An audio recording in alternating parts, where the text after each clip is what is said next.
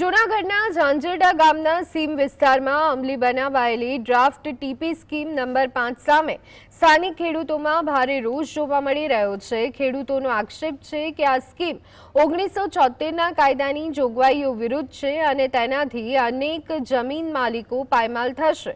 આજે મોટી સંખ્યામાં ખેડૂતોએ જૂનાગઢ શહેર વિકાસ સત્તામંડળની કચેરીએ પહોંચી લેખિત વાંધા રજૂ કર્યા।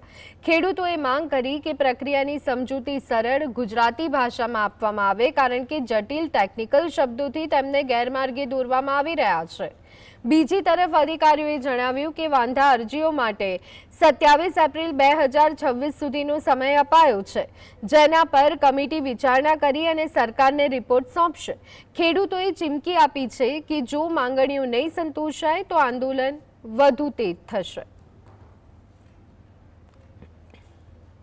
આ જે યોજના રજૂ કરી છે એનો મોટા પાયે વિરોધ કર્યો હતો અને આ 7 દિવસની અંદર જે અમારે વાંધા રજૂ કરવાના હતા એ આજે અમે જૂનાગઢ શહેરી વિકાસ સત્તામંડળની અંદર ઝાંઝરડા ગામની આજુબાજુ જે ટીપી 5ના જે ખેડૂતો કે જમીન માલિકો છે એ લોકો આજે અહીં આવી અને અમે આવેદનપત્ર આપ્યું છે અને અમારા વાંધા રજૂ કર્યા છે।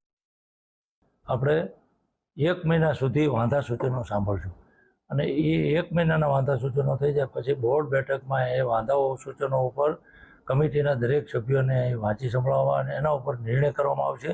એ આખો કમિટીનો નિર્ણય હોય અને ત્યાર પછી એક્ટની કલમ 48(1) નીચે સરકારશ્રીમાં આપણે આ ટીપી સ્કીમ સાદર